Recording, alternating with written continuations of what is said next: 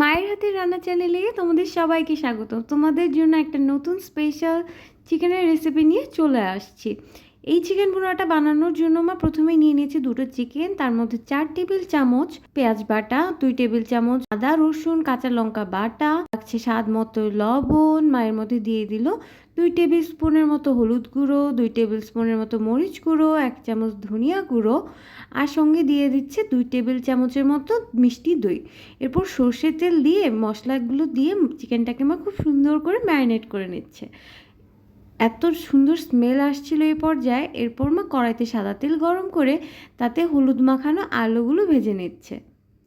মাংসের মধ্যে আলুগুলো খেতে আমার খুব পছন্দ, এই জন্য একটু বেশি করে আলু দিচ্ছে।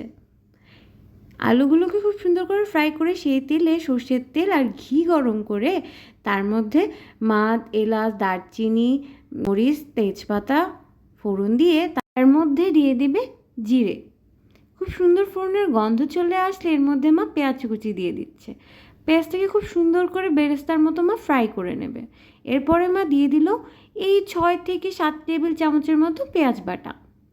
পেঁয়াজটাকে একটু সুন্দর করে ভাজি করে তার মধ্যে মা এখানে 4 টেবিল চামচের মতো আদা রসুন আর কাঁচা লঙ্কা পেস্ট দিয়ে দিচ্ছে।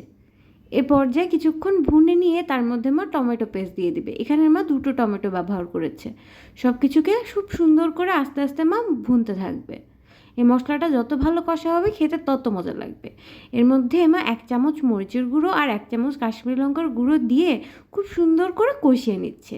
1 চামচ ধনিয়া গুঁড়ো, সামান্য জিরে গরম মশলা অ্যাড করে মা আরও কিছুক্ষণ কষিয়ে সাথে একটু জল দিয়ে দিল যাতে মশলাটা পুড়ে না যায়। কিছুক্ষণ ঢাকা দিয়ে রাখতেই দেখো কি সুন্দর তেল ছেড়ে দিয়েছে মশলা থেকে। এ পর্যায়ে মা এখানে 2 টেবিল স্পুনের মতো মিষ্টি দই অ্যাড করে দিচ্ছে। এতে অনেক বেশি টেস্টি হবে এই চিকেন ভুনাটা।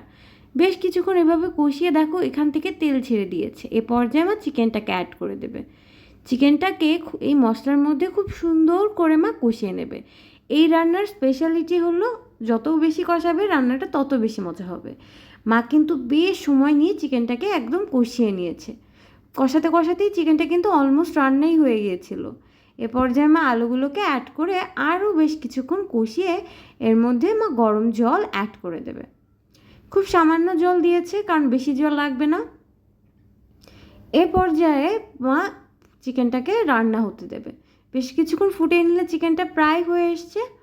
এ পর্যায়ে মা অ্যাড করে দিবে জিরা আর গরম মশলা বাটা। খুব সুন্দর একটা স্মেলও বেরোবে। এ পর্যায়ে মা দিয়ে দিল কাঁচা লঙ্কা আর ধনিয়া পাতা। ব্যাস, এখন একটু দমে রাখলেই আমাদের চিকেন ভুনাটা একদম রেডি।